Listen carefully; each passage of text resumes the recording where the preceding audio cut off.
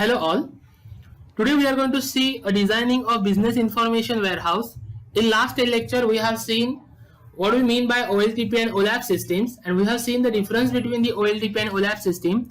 Today we are going to see business information warehouse. In that particular area we are going to see the principles of dimensional modeling, data cubes, data cube operations and data cube schemas. So let's start with principles of dimensional modeling. What is dimensional modeling? It is nothing but a technique optimized for the data storage in data warehouse. The purpose of dimensional modeling is to optimize the database for fast retrieval of data. In other words, it is designed to read, summarize and analyze the numerical information like values, balances, counts, weights, etc. In contrast, the relation models are optimized for addition, updation, deletion of the data in real-time online transaction system. These are elements of dimensional data modeling: fact, dimensions, attributes, fact table and dimension table. So let's see one by one. A fact means it is collection of associated data items consisting of measures and context data. It typically represents the business items or business transactions. What do we mean by dimensions? It is a collection of data which describe one business dimension, and dimension decide the contextual background for the facts, and they are framework over which OLAP is performed. Attributes are nothing but the value which is used for defining the models. The fact table are used to data facts to measure in a business. The facts are numerical data elements that are interest to the company. And finally, the dimensional table, it is used for to store the fields that describes the fact. Means, for example, it is used to enable the business analyst to understand the data and their reports better. So he can make a business strategies according to that particular thing. This is the steps for the dimensional modeling. Initially, you are supposed to select the business process, that why you are going to make this analysis. Then you are supposed to declare the grain, how much you want to make the profit or how much elements that you want. Identify the dimensions, then identify what the data that you want to retrieve for that particular data warehouse, and the last one is the build the schema and develop the schema, and that can be used as a business strategy. These are the rules for dimensional modeling. Load atomic data into the dimensional structures. Build dimensional models around the business processes. Need to ensure that every fact table has an associated date dimension table. Ensure that all facts in a single fact table are at the same grain of level of details. And it is essential to store the reports label and filter domain values in dimension tables. We need to ensure that the dimension table use a surrogate key, and it continuously balances the requirements and the realities to deliver the business solution to support their decision making. The benefits are, the first one is used for the standardization. It provides you the easy reporting across the areas of business. Second, it stores the history of the dimensional information.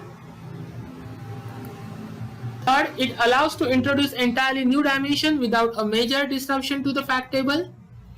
Fourth, it is also used to store the data, so easily you can extract the information. Compared to normalized model dimension tables, they are easy to understand.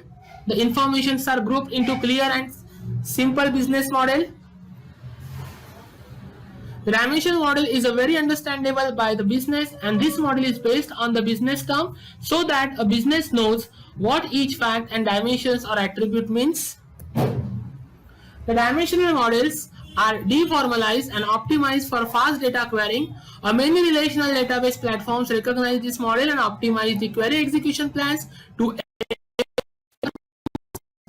The dimensional modeling creates a schema which is optimized for higher performance. It means a fewer joins and helps with the minimized data redundancy. It is used to boost the query performance, and definitely it is used to accommodate the changes accordingly. Next point is a data cube. Let us understand what we mean by data cube. A data cube is nothing but a three-dimensional diagram that is used to explain the sequence of data. It is the data abstraction to evaluate the aggregate data from the variety of viewpoints. Let us consider the example of bookstore, where you can use a 3 dimensions. A book has particular publication and it is based on the location, and also the book versions are based on the time. Therefore, we are going to make a 3-dimensional data. The first one is a book, second one regarding to time, and third one is regarding to location. The next one is a data cube operations. The first one is a pivoting, where you are going to rotate the dimensions. Means, let us consider these are 3 dimensions: time, then book name, and finally the location. You are going to interchange the location and time, so it will become, here it will become a location, here it will become time, and it will become book. So this is called as a pivoting. The slicing and dicing,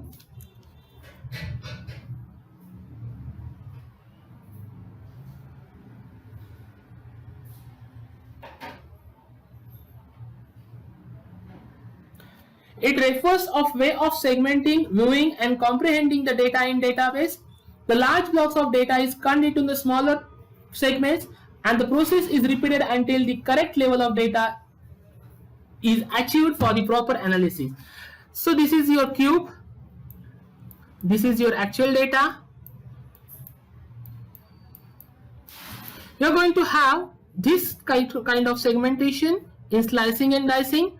So you have 3 dimensions for the same. Let it be time, let it be book, and let it be location.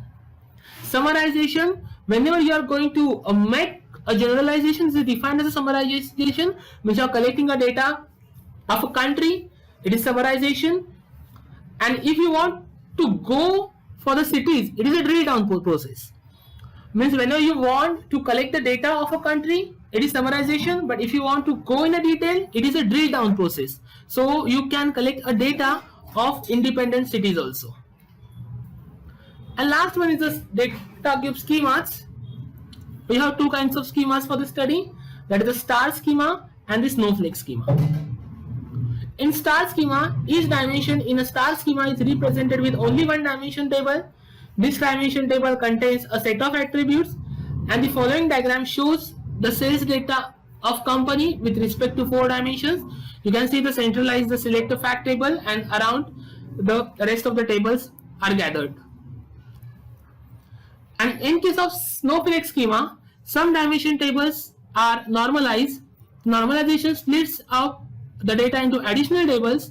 Unlike star schema, the dimension table in a snowflake schema are normalized, and for example, the item dimension table in star schema is normalized, but the split into that dimension table, namely item and the supply table. So see here, you can see the item table as well as supply table.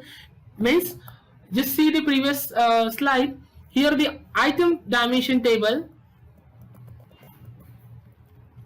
just see here,